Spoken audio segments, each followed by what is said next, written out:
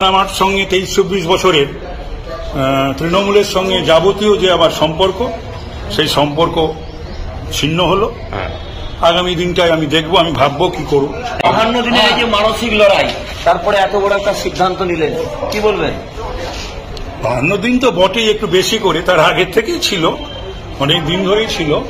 কিন্তু ইদানিংকালে, আমি তো বললাম, ইদানিংকালে যে এত এই দুর্নীতি দুর্নীতি দুর্নীতি, যেখানে যাচ্ছি শুনছি, অ্যাসেম্বলির ভেতরে, অ্যাসেম্বলির বাইরে, তারপরে এই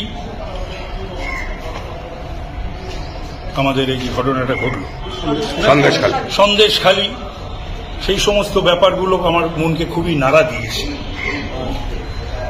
আর আরেকটা কথা, সেটা সুদীপ বন্দ্যোপাধ্যায় কি বার্তা দেবেন? না না, ও সমস্ত কোনো বার্তা টার্তার কোনো ব্যাপার ট্যাপার নাই।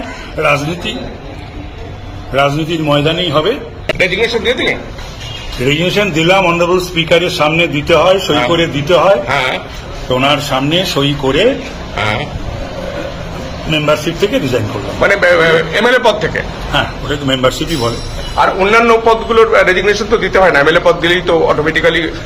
আমি 1 তারিখে দলীয় যত সাংগঠনিক আমার পদ ছিল সবগুলো থেকে আমি রিজাইন করেছি। কাকে দিয়েছেন?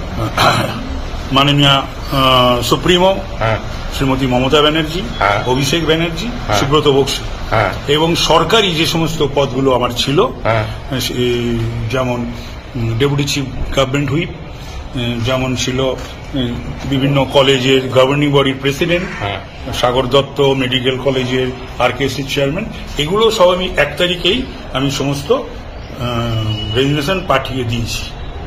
মানে 1 তারিখে। এরপর কি? এবং আমি গাড়িও ছেড়ে দিয়েছি 1 তারিখে। এরপর কি? না, এরপরটা পর বলবো। এরপর বিজেপি কি ক্যান্ডিডেট হবে? আমি জানি না, সেটা কি করে জানবো? এটা বলার অধিকার আমার আছে। বিজেপি যোগ দেবেন? দেখি, সেটা আমি এখন ভাববো। এখন